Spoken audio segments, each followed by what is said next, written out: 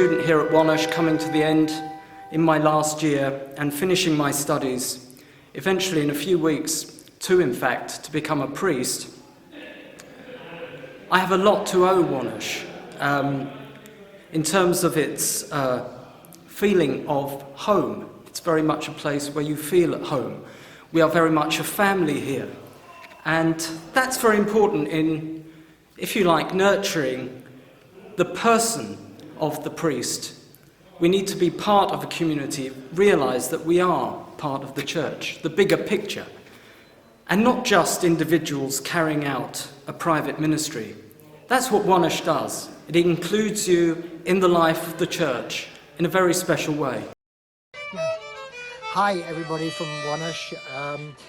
I'm Chris Martin, and what did Wonersh do for me? Well, I think Wonersh was a great place with lots of good friends and good companionship to work out what I didn't want to do in life, which was to be a priest, I realised afterwards. And Wonersh gave me a very good formation in philosophy and then in anthropology, where I continued. And so I was able, through Wonersh, to learn about what I really want to do in life. And I'm here now, being an anthropologist in the middle of Mexico with a whole bunch of students that I like very much, and it's for me a very fulfilled life. And thanks to everybody who helped me do this. Okay, thank you, goodbye. I think I had two bites at the cherry, really. I was a student at Wonersh from 1965 to 1971.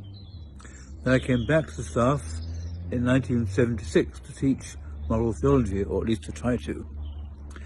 One of the certainly memorable moments in my years on the staff was the time I found my car parked carefully, neatly, in the middle of the ambulacrum, in front of the shrine of Our Lady. It was the last night of term and there were parties all over the place. And I came downstairs nearly midnight to see what I thought was an apparition. It was in fact my car, small white mini car, parked in the ambulacrum. It wasn't planned, or at least it wasn't planned by me. Subsequently, I am convinced it was a rogue member of staff, whom I won't name, and at least two, if not three, students who I can again guess but not name. They moved it there, God knows how. It was an imitation of something that happened way back in the days of Monsignor Hallett, when his car appeared on the stage during a concert.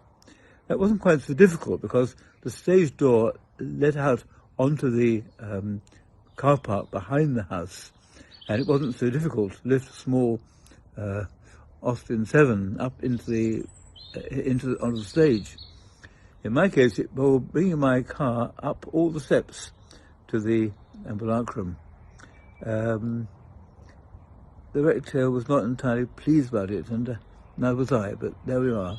And we moved it, or it was moved down the steps the following morning, and you can see the marks to this day in the stone. I can't say it did the car any good, but it was certainly an event that will be remembered, like many others. This is Vincent Davies, Wonersh student, 1966 to 72. The 30-strong class of 66 was, I believe, the largest cohort to start at one time. It could be argued, numerically at least, that our era was a golden age of Wonersh history. I believe my 6 years there were happy years. I rather enjoyed the community life, the abiding friendships, with many of us still in close touch after over 50 years, the numerous team sports, football, cricket, even an historic game called Cat, a kind of medieval rounders. As seminary organist, I enjoyed the liturgical celebrations and clearly recall the live broadcast of choral vespers that went out on national radio on the 11th of December, 1968. Yes, I still have the recording. The week-long stay in Rome for the canonization of the 40 martyrs in 1970 was memorable for many reasons. There were ups and downs in our immediate post-Vatican II era, with the great liberalisation in spring 1967 and the return to seminary lockdown in autumn of '68, of which others may have much more to say.